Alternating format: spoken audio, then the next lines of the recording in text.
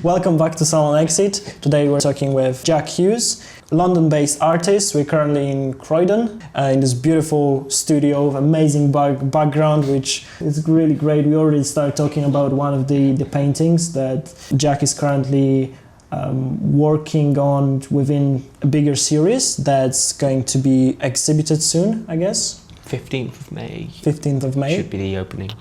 Thank you very much for accepting the invitation. Maybe we can start by just talking a little bit about how were you introduced to art and what the kind of was like an organic process or something that you just stumbled upon and started doing it. Yeah, no, it was definitely a natural progression because it was always something I was doing. So I was always drawing.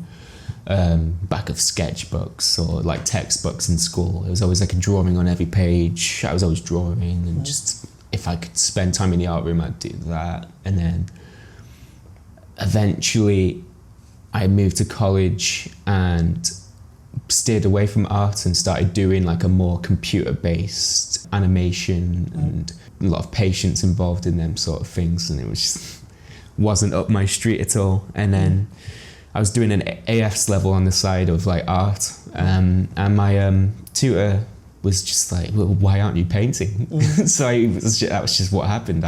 He gave me a paintbrush when I was like 17, and from that point onwards I was just painting, and I just moved into art and then went to university and started painting all the time. So and what was the first thing you were painting, by the way?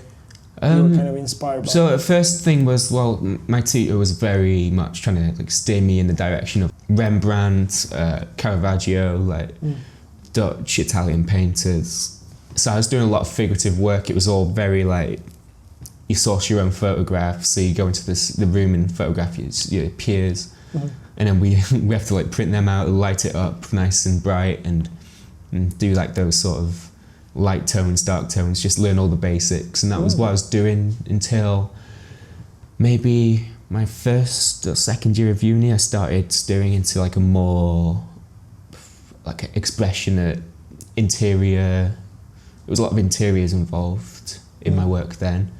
At that point I was very into a Romanian artist called Adrian Geni.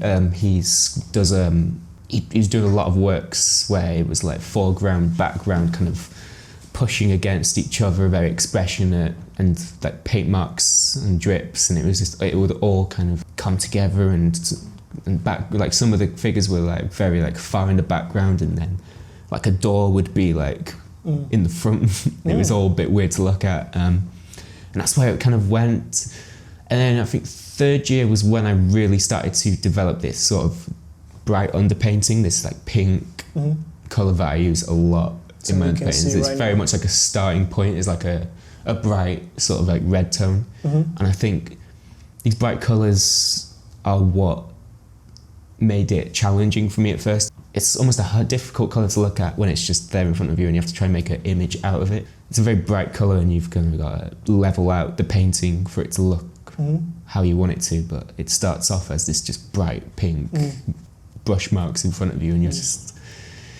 But sometimes that almost breeds an image within itself. So sometimes I'll have images ready in front of me in my head, or I've like sketches, or I've got pictures together that I want to work from, or sometimes I'll just go in blind and the underpainting will create marks, and then when it settles and drips, it can create bits that I might want to make like a shape out of, and then I'll work from that, and maybe I'll start looking at images of things later on to really like refine certain bits. But yeah, I think the pink is an interesting one for me. I think it breeds images sometimes, but also sometimes it creates a challenge that is interesting for me. It's almost like looking for the challenge whilst enjoying it. I think originally it was looking for a challenge. I think now I might be afraid that it might become like a habit. So maybe somewhere down the line soon I might have to start working with different colours or trying to challenge myself in a new way, because I think at this point it might become something that I'm more accustomed to. Once you become the master of pink.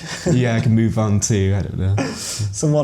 That's actually almost like a pattern within great artists, where they have different periods of their... It was less kind of visible you could say in those artists you were initially inspired by, like Rubens, Caravaggio, and whatnot, where they had those visible, coloristic, for example, periods in life. But then some artists, like for example Rembrandt, he had very kind of visible. Very visible changes, especially it just as later in his career.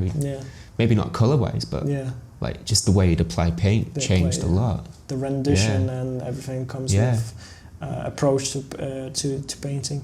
Actually, it's interesting to think whether those artists back in the days, they had the same thoughts, where like, I'm using this way of applying the paint to challenge myself, and then I'm not sure where it's going to end up. Especially with, I think Rembrandt is one of those painters that you could see this. For example, in the National Gallery, the whole room, which is with like, the portraits, the portraits. And you've got the young self-portrait, and then you move along, and it's So, as we spoke about some of your inspirations regarding the painters you particularly like, you've been inspired by, are there any more contemporaries that you looking up to and sourcing your kind of main inspirational?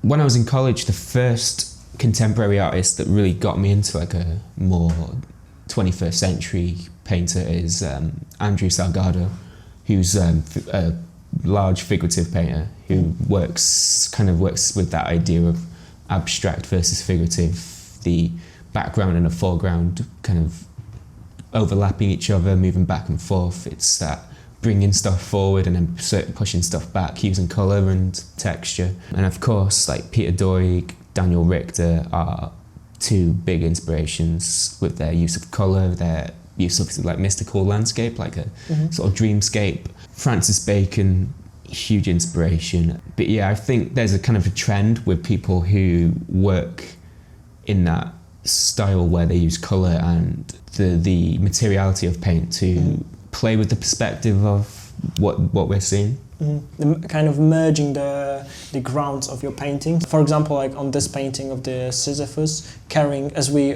previously spoke, carrying the entire background. Yeah, it's definitely the idea of merging both grounds together. And I guess for the Sisyphus painting in particular, there's the figure the figure is the underpainting, the same as the sky. They're both the underpainting, which means the background comes forward. It's all very like on the surface, very thick paint. And then the fact that he is carrying one of those rocks, like you said, that merges into the background, it merges into the mountains, they're all very rocky. It makes it look even more daunting, doesn't it? Like he's carrying the whole painting on his back. I think we were talking something about the oil paints before, how in particularly this painting they acted as an additional carrier of meaning, where how is it, why did it happen so it was if there's too much turpentine in your mix rather than oil, it can break the mix up into like drips, so everything that's dripping you can see almost the colour of the canvas underneath coming through, and I'm not sure why that happens, but it just breaks down some chemical reaction. And it's adding this emotional aspect to you said it was like a root. It was like roots rooting him to this act, to the story. This rooting him in his burden, in his eternal struggle. Beautiful. Exactly. So the current maybe range of inspirations being the classical merge with mythologies and everything that entails that. Where did you get that inspiration from? How did you come across those kind of thoughts? It was just a pastime while I paint. So I mean, in my earphones I'd just be listening to audiobooks or podcasts where they'd be retelling Greek mythology, and that's when I decided to make this painting, which was the first one which stemmed this idea, which was just conveniently happening as I got a solo show. So it was just convenient for me to have this end goal for all of these pieces, which made made me really concentrate on this theme.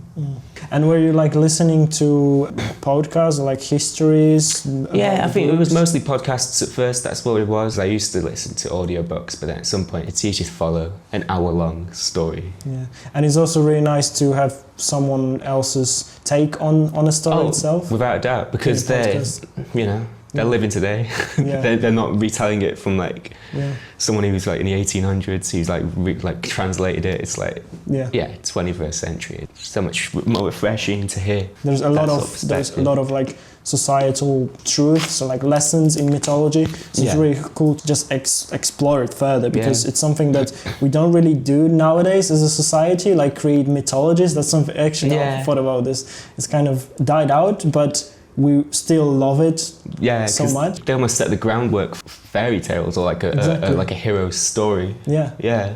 But yeah, these ones are probably one of the earliest takes on fantasy, basically. Because I feel like most of these stories also were circulating before written language was a thing. So it's interesting to take in that these stories also probably aren't the same as the stories that were originally told, because they're strictly just passed through by like oral tradition almost, aren't they? For years. And some of the cultures, they weren't even, you know, writing them down. Like, for example, some of the European, for something like Germanic or Celtic traditions of the stories within those kind of civilizations, they weren't even written down. They were only about, you know, spreading it through words of mouth. I mean, it's probably a collective type of a creation, so it's not like it was this way in the beginning and it should be like this at the end, because it's like a process that goes over millennia. Of course. So, and you're continuing it in a way, like you're adding to the story of it. So that's super interesting to kind of see in your paintings. So the rejection of the gods, the painting I wanted to talk as we go into the color palette that we just discussed. What's within this painting? We already established that it's one of the kind of starting points for this current range of inspiration, but what does it even like? It shows a depiction of Bellerophon. He's like the original Greek hero before Hercules. He was like the hero of the time, and he was son of Poseidon. So Poseidon was the one who gifted him Pegasus as a means to defeat, I think it was the Chimera that he was defeating. Eventually, after a long life, he decided he was too good to be mortal and tried to fly up to Mount Olympus to join the gods, and Zeus didn't like it. He was like, nah, and then unfortunately that meant he had to die. Fall to his eventual death, awful. And that was the end of the myth of him falling to his death. There's, I mean, as all spoken stories, there's different versions. So some versions are he dies, and then other versions are he lives, but he wanders.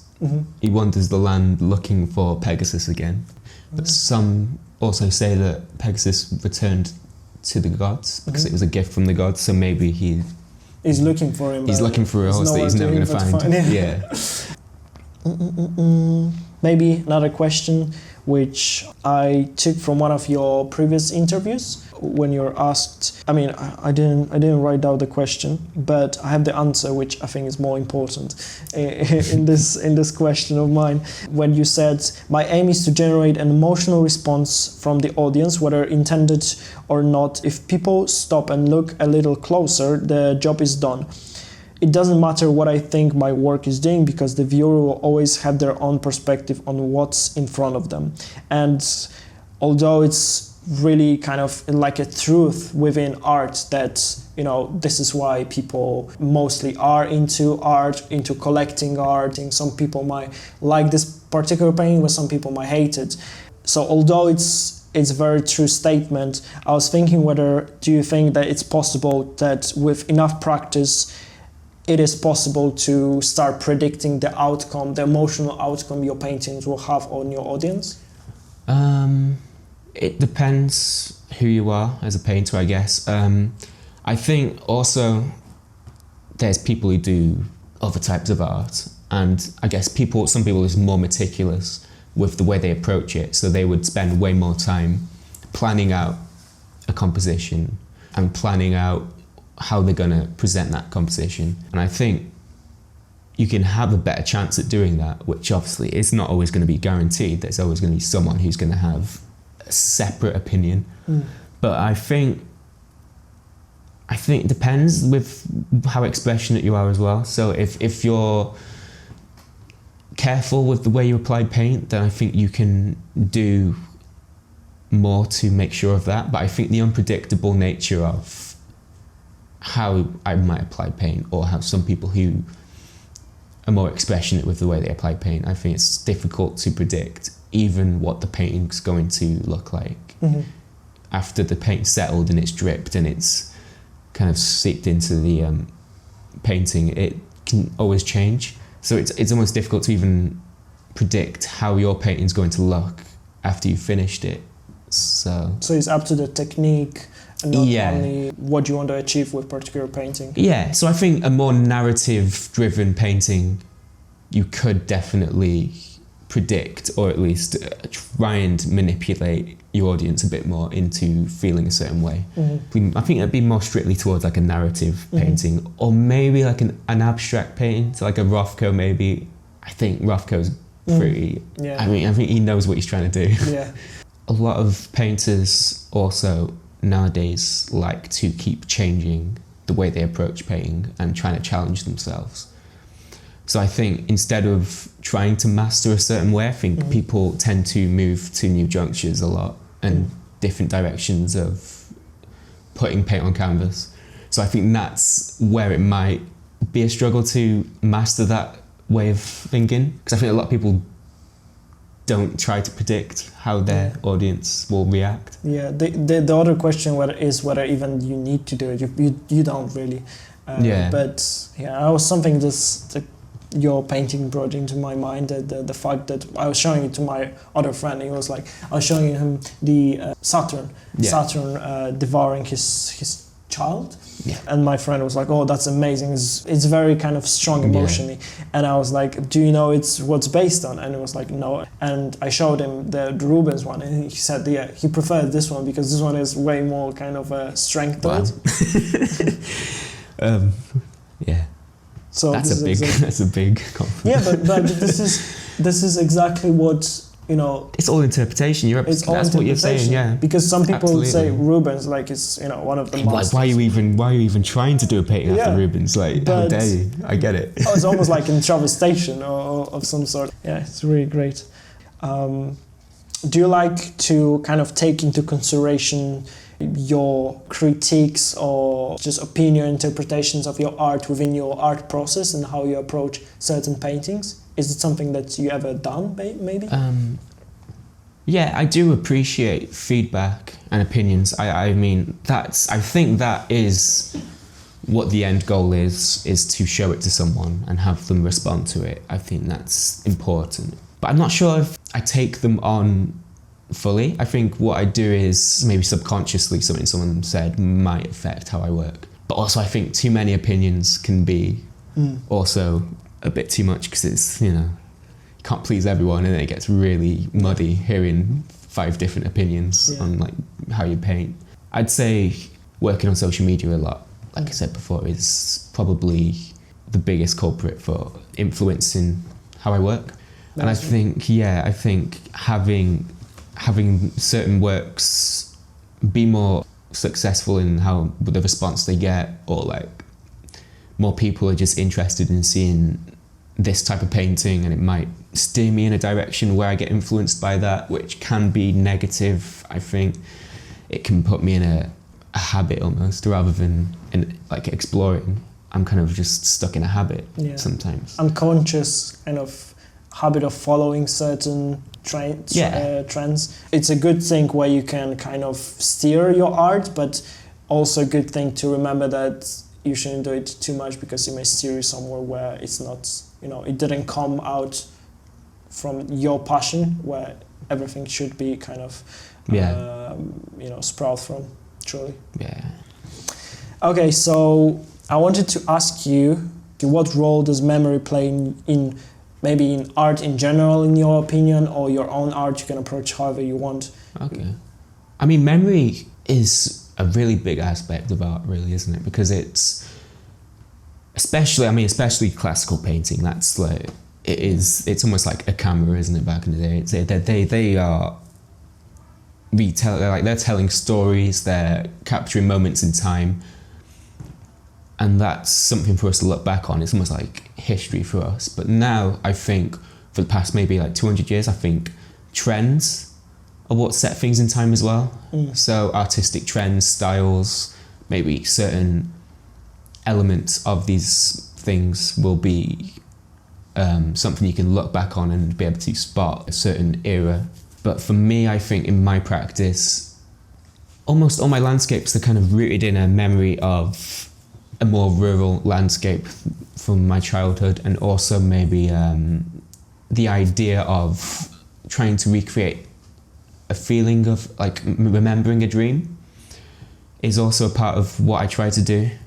So I think having this element of my practice where I have my dreams, sometimes I have my dreams written down, I have like a list of things that I write down. I haven't done it in a while, but it was a part of my practice for a while, was to have them written down and able to just interpret them from memory. It was a part of what would make them different from if I just did a painting of a landscape with mountains. It would be a painting of this dream I had 2 months ago or something. From the period when you said you did it more often, do you think like you took a lesson from this experience and now you're kind of incorporating it into your paintings, like this dreamy approach where you want to create something that lasts in a memory kind of a way? I think so, yeah, because I had a couple of paintings that were like, there was one called Dreamscape, and there was like one that was like Study of a Dream before that,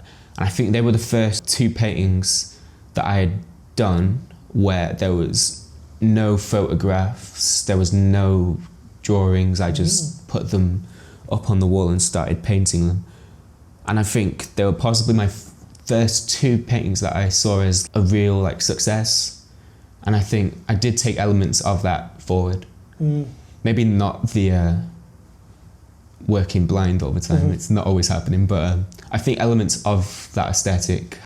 Yeah, you can start. As you can see, we have a different background now a little bit, and that's because last time when we were recording, my phone just stopped collaborating. Anyway, thank you very much for your patience and being kind enough to do the wrap up second part.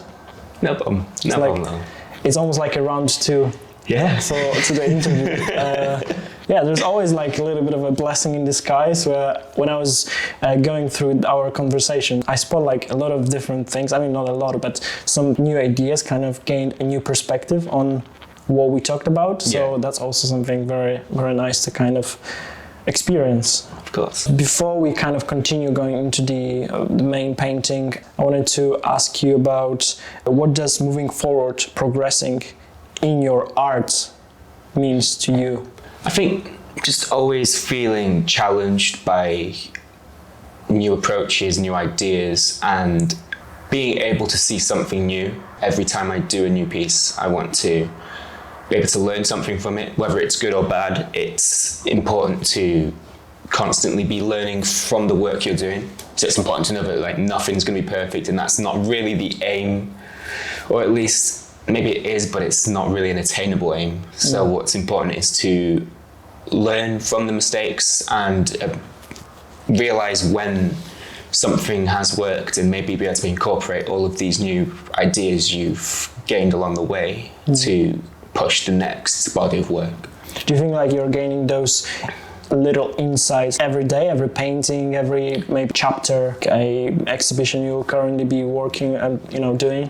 Yeah, I think so. I think every time a painting's finished, I think also what's important is understanding why some paintings might look more finished than others. Sometimes a painting's really difficult to know when to stop, whereas sometimes I definitively know when it's finished. And I think what's important for me is to try and figure out why. What made that painting so finished, really. It just looked like it was done, whereas other paintings it might look like there's still something there and it's to be done and it's almost abandoned. It's funny that it's really important because it feels that it is finished for you, because very often when you work on something, it's so subjective when you feel something is finished or not. Some people will think that something is not finished when it's finished. Some people think it's like, oh, it's perfect at this point. And you think, no, it's not. It's like, and then it creates this kind of clash of where should you go with your art in general. So yeah, it's very interesting. Also, I guess if you're displaying the art, I guess everyone just looks at it as finished. Whereas I probably wouldn't, because it's mine and I know what I wanted. So exhibitions in a way are very important if you think about it from this point of view. Yeah, and I haven't done enough of them really. I think I need to, put more of an effort in to get my work out there. I think because it is nice to see other people reacting to your work. I mean, would you still think about touching up on something after an exhibition? Do you feel like it's not finished? Maybe. I think so. I think. If it's not been sold and it's come back to me, I guess it's fair game. I can do what I like with it. Next thing I noticed, you kind of phrased it really well and like really interestingly. I kind of went over my head when we were talking about it last time. I kind of realized that when I was listening to our conversation. You said that in your paintings you are trying to portray a feeling of remembering a dream, which is so beautiful. Like, I didn't even realize that you said this for some weird reason. Towards this kind of statement, I don't really want to ask you what do you mean by this, because I can imagine it's more like a feeling you have. I guess so, yeah. So I would ask you maybe what's more important to you, captioning a feeling or an idea? For example, like an idea of the story that you portray, what's the history behind it, or like the initial realization you have as a viewer? I think the feeling is more important, because I think you always start with an idea, but it never ends up that idea. I think what's important is how it makes someone feel when they look at it. So it doesn't have to have a strong narrative. I don't think it has to have a narrative at all, really, to have a feeling to it.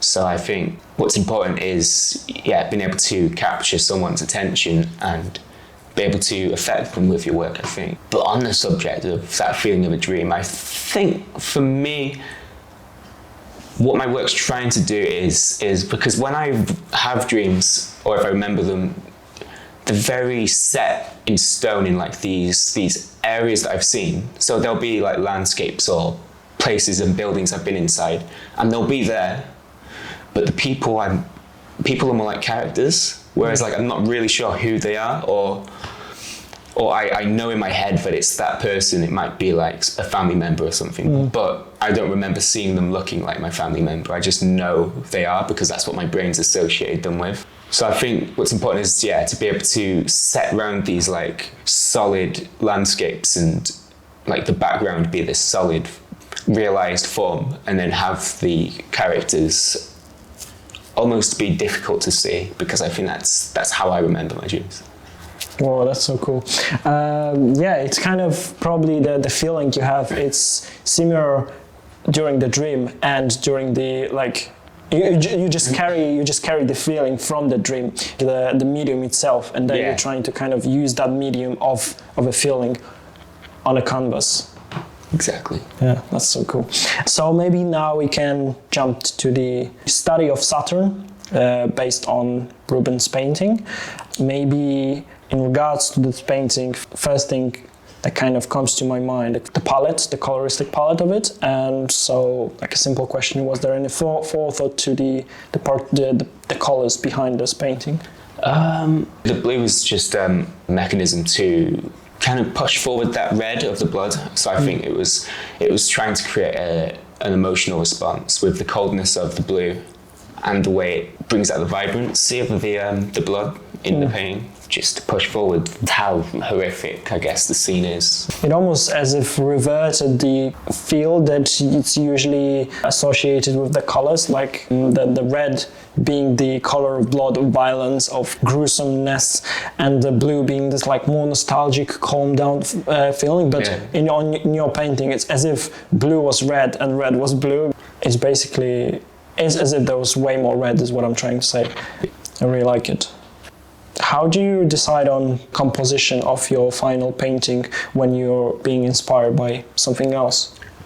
Is this just about all the paintings? Maybe all, but this one particular, because this is what I kind of exactly know where it's from and kind of have the vision of it in my mind. I've taken this one specifically from Rubens' painting, obviously, but I was going to do my own interpretation, but I thought, well, there's two classical paintings that are really well known already that are like of this exact subject. So I thought I'd just pick out the one that I thought was more emotional in its delivery, and then I just kind of cropped it down to how I wanted it, like a bit more closer up. So I think that red would really stand out a bit more. But I think Rubens was the choice of Goya mostly because of the human aspect to the Titan, because I think it kind of pushes home that, like, how horrific that is, that he's a human, because then we can all relate to it a bit more. It's this man's eating his child. It's pretty disgusting. So maybe that's wrapping up the description of the painting. The last question, which we didn't catch, was the question of what to you is art? I think art in any ways is self-expression. I think you have to use that creativity, that unique part of your brain that makes something your own creation. As long as you're expressing yourself in your own unique way, I think you're producing something artistic, or at least most of the time. Well, we touched on it last time. It's like, it's not just humans who create art, really. It's animals have the part of the creative brain. Yeah. The creative part of your brain, as long as you're using the creative part of it. Do you think maybe, but then they cut, but what if you're doing something that's mundane and not as if creative, and then... But you're still using that part of your brain. No, you're right. Are you even using that part of your brain? I don't know. I think maybe it's more of the expression, like showing the expression. Someone's unique expression is the...